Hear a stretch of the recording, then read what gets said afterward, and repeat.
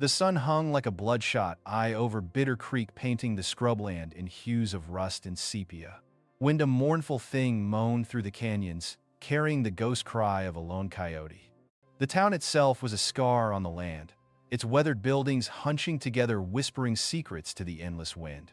Into this quiet wound rode Jack, his hat brim pulled low, the jagged line of an old scar running from temple to jaw. He carried a weariness that clung to him like dust, the kind that only comes from outrunning a past that hunts you in your dreams. 15 years he'd been on the run from a war that had ended for everyone else but him. He sought the kind of empty space where a man could disappear for good. He found his way to the Broken Wheel, a saloon that promised the temporary death of memory. The air hung thick with smoke and the sour reek of spilled whiskey. His eyes flat as winter stones swept the room until they found her. She stood by the bar, her back straight and defiant, despite the exhaustion etched into her frame. Her dark hair was pinned up, but a few rebellious wisps framed a face that was both beautiful and burdened. 3 drifters, all teeth and rotten gut bravado, had her cornered. Jack felt the familiar cold nod of a man who'd seen this show before and wanted no part of it. But then one of them reached for her, and a different kind of knot tightened in his gut. A voice not his own, a voice from the life he'd buried, spoke up. The lady asked to be left alone. Silence fell like a dropped hammer. Bill, the biggest of the drifters, turned his bloodshot eyes, struggling to focus on the man whose hand rested loose and easy near his holstered Colt. The other men, seeing the cold death in Jack's gaze, shuffled back. They knew the look of a man who'd killed before and would again without losing a wink of sleep. Bill spat on the floor and mumbled a curse, but they shuffled out, leaving a wake of hostile glares. Jack turned to her. Her eyes, the color of strong coffee, studied him. "I didn't ask for your help," she said, her voice a steady line of defiance with a tremor just underneath. He tipped his hat, "And I apologize for my interference." But her hand, a feather-light touch, stopped him. "Wait," she whispered, pulling her hand back as if burned. "Thank you. I'm not usually so ungracious. It's been a long journey."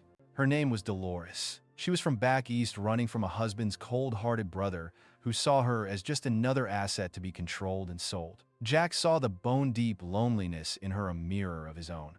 He bought her the good whiskey and a meal, watching her eat with a mix of hunger and pride. The whispers started instantly, an invisible web of judgment wrapping around them.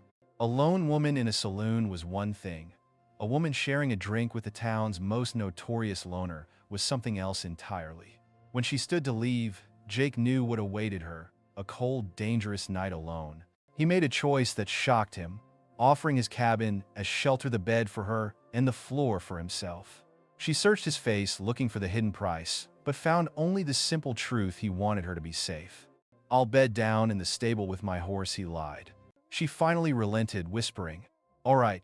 As they left the saloon and stepped into the cold, diamond-studded night, the town's silent verdict followed them like a ghost. Their journey back to his cabin was a silent one, punctuated only by the horse's hooves and the lonely howl of the wind. Inside, by the crackling fire, a fragile truce settled between them. But as Jack turned to leave for the stable, she stopped him with a single trembling question. "Can I sleep beside you, cowboy?" The words hung in the air, not a demand for passion, but a plea for human warmth against the cold. Jack froze. He had spent 5 years building walls around his heart, and with one breath she had shattered them all. The lamplight flickered, illuminating the raw vulnerability in Dolores' eyes. Jack stood in the doorway, caught between the man he'd forced himself to become and the man he'd once been. "I haven't felt safe in so long," she whispered, wrapping her arms around herself. "I just don't want to be alone. Not tonight." Jack's throat tightened. Her fear was his fear, a shared wound of isolation. He closed the door, his movements slow and deliberate. "I'll make up a pallet on the floor," he said, his voice rough. "You take the bed." He gave her his nightshirt and heard the soft rustle of her changing behind a makeshift curtain. She emerged looking smaller, more fragile, the oversized fabric hanging to her knees. He turned away, banking the fire, unable to face the sight of her innocence. Into the growing darkness, she asked why he lived alone. He told her a bitter truth of a war that had taken more than just lives, leaving him a man haunted by the faces of the boys he'd killed. She told him of her gilded cage back east, a loveless marriage, bought with her father's debt, and the cruel brother-in-law Esteban, who saw her as property. She had run with nothing but her life and the clothes on her back. He listened, recognizing the defiance in her choice to starve free rather than live in another cage. The fire died to embers casting, shifting shadows, and Dolores' voice found him in the darkness. "I'm not afraid of you, Jack Sullivan," he scoffed. "You should be." But she knelt beside him on the floor, her hand finding his in the dark. "When you stood up to those men, I saw protection in your eyes, not cruelty." He didn't pull his hand away this time. She moved closer, their shoulders, brushing two damaged souls, finding a moment of peace in shared warmth. She asked if he would help her find work. He offered a place with his neighbor Tom Martinez, a kind man who had lost his wife and needed a hand with his children. The next morning, as she made coffee, a flicker of disappointment crossed her face when he insisted he was just doing his duty. "Nothing happened last night that needs discussing," he said gently, but she was right. Everything had changed. He rode into Bitter Creek, a town that had long ignored him, and now felt its judging eyes. Sheriff Wyatt and the other townsfolk warned him of the trouble he was bringing, the gossip spreading like wildfire, the rumor of a killer and his mysterious woman. He cared none for their talk, only for the promise of a life for Dolores, a life that was now tangled with his own. He brought her to the Martinez Ranch, a well-kept homestead bustling with the laughter of children. He handed her over to Tom, a decent man, a kind man, and rode away, leaving her to her new life. But as he rode, he felt her eyes on his back, a silent pull of a bond neither of them had named. 3 weeks passed. Jack returned to his solitude, telling himself that Dolores was safe and the past was buried. But each night, he felt the ghost of her warmth on his bedroll. He rode past the Martinez Ranch, more than he needed to see the children laughing, to catch a glimpse of her moving with purpose. The quiet was shattered on a Tuesday afternoon. A dust cloud rose from town, and Sheriff Wyatt and Tom rode out to his cabin, their faces grim. "The Hutchkins gang is back," Wyatt said. "They're holed up in the Broken Wheel, and they asked for you and for Dolores." The coldness in Jack's bones turned to ice. They came not just for money, but for revenge, and they knew where to strike to hurt him most. Jack felt the soldier, the killer, rise from its grave inside him. He saddled his horse with a swift, cold purpose. He left his rifle with Tom, a grim testament to the fact that he was walking into a place where a rifle would be of no use. "If I don't walk out," he told the sheriff, "you'll find papers in my cabin. Everything goes to Tom for Dolores and the children." He walked toward the Broken Wheel, his spurs ringing like a funeral bell. Inside, the laughter died as he entered. Bill Hutchkins stood with 7 men, his face twisted in an ugly grin. Jack gave him one chance to ride away. Bill laughed. 7 against 1, Sullivan. You ain't that good." Jack agreed. "It's not fair odds. Some of you should leave." The fight that followed became a legend, a blur of motion and gunsmoke. Less than 30 seconds later, the saloon was silent, save for the groaning of the wounded. He left the mess for Sheriff Wyatt and ran to Tom's ranch, an icy dread clawing at his gut. The foreman was tied up in the barn, but the house was eerily silent. A muffled sound from the root cellar revealed the children safe but terrified. Little Rosa clutched a crumpled note. "Miss Dolores told us to hide," she whispered. "Said to give this to Mr. Jack." The note read, "They took me. Said it was your fault for interfering. Don't come after me. Take care of the children." The ice turned to fire, a white-hot rage that erased everything but the trail. Jack rode hard, pushing his horse, chasing the wind and the ghosts of her captors. He found them at sunset, 5 men silhouetted against the sky, their carelessness a fatal miscalculation. He was the hunter now. He was death. He watched from the ridge as one of them moved to strike her, and his rifle spoke. One by one, he took them down, the methodical, brutal efficiency of a man who had killed before. He emerged from the shadows into a quiet canyon filled with their bodies and walked to Dolores. "I told you not to come," she said, her voice trembling. "Never been good at following orders," he replied, cutting her bonds with gentle hands. She threw herself against him, her arms wrapping around his waist. "I was so scared," she whispered, "not of dying, of never seeing you again." He held her, and in that moment he understood what he had just done. He hadn't just saved her. He had become the man he'd sworn to leave behind, the killer. "What frightens me," he confessed, "is how easy it was. What frightens me is that I'd do it again in a heartbeat to keep you safe." She pulled back and met his gaze. Maybe that's not something to fear, she said. Maybe that's just love looking like what it needs to in a hard world. The return to Bitter Creek should have been a victory parade, but it was anything but.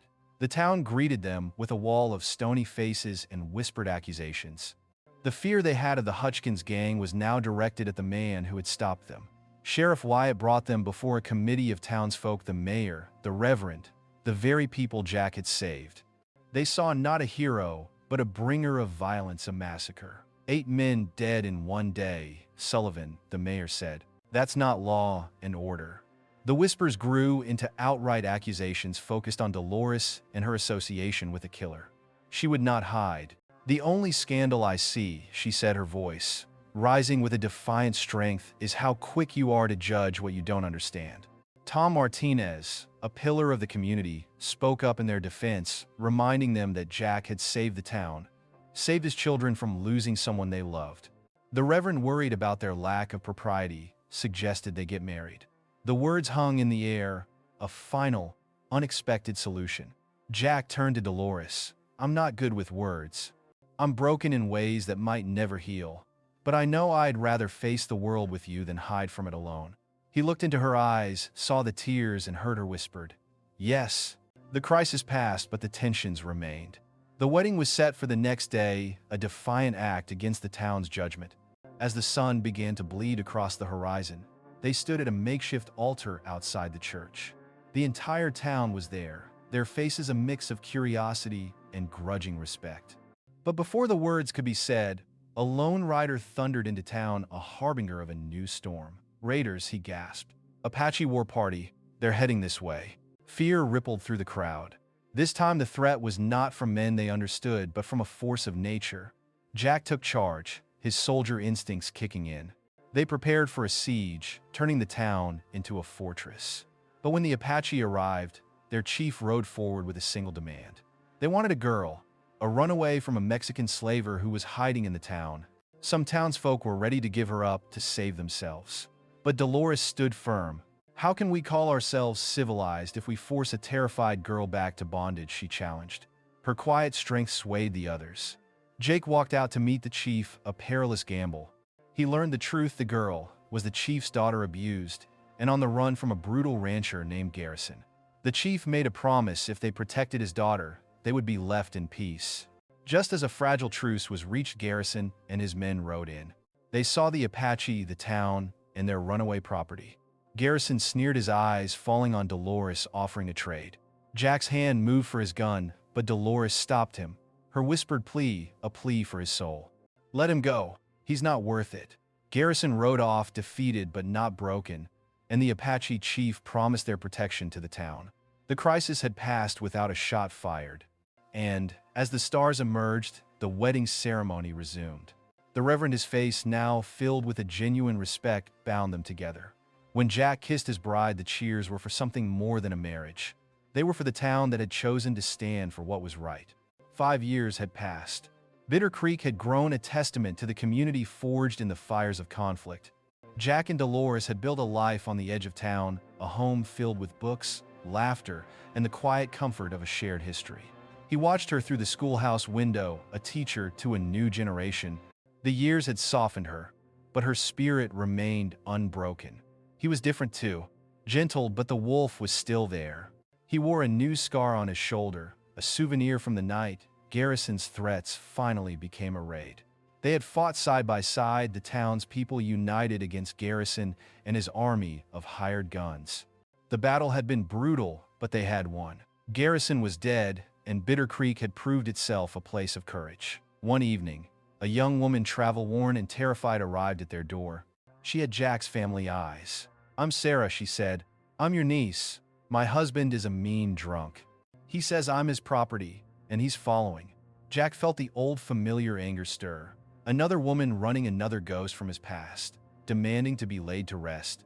The next day, her husband, Robert Whitman, and his brothers rode into town, hard-faced and full of cruel confidence. Jack met them on the boardwalk, flanked by the town that was no longer just a town but a family. Whitman threatened to bring the law, but Deputy Torres stood ready, armed with the truth. We've got witnesses, he said, to how you broke Sarah's arm, how you burned her with a poker. Whitman was defeated for now, but not broken. That night, as the town lay waiting in the darkness, Whitman and his men attacked. But Bitter Creek was ready. Jack and his town fought as one, a single living organism of defense. When it was over, Whitman lay on his knees, defeated. Jack stood over him, the old darkness rising, the temptation to end the threat forever. But he looked at Dolores, at Sarah, and chose a different path. "You'll live," he said, "but you'll sign papers releasing all claim to Sarah, and you'll ride east and never come back." He had chosen to be the man who protects, not just the man who kills. He had chosen peace over revenge. As dawn broke, Jack stood with Dolores watching the town wake up. "You've changed," she said. The old Jack would have killed him. He pulled her close. "You changed me," he said. "This town changed me." That night, as they sat under the stars, Sarah asked to hear their story. As Dolores told it, she embellished and softened the rough edges. Jack listened, remembering the desperate woman in a dusty saloon, the dangerous question she had asked, a question that had once frozen him solid. "Can I sleep beside you, cowboy?" Now, years later, he knew the answer to that question had not just set him free, but had given him a life. It had given him a family, a home, and a purpose that was bigger than any war. The lonely soldier had become a guardian, and in the end, that was the greatest victory of all.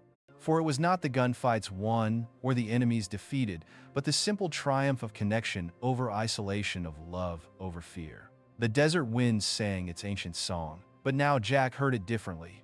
Not a lament for the lost and lonely, but a celebration of the found and cherished. He reached for Dolores's hand, felt Sarah lean against his shoulder, and was content.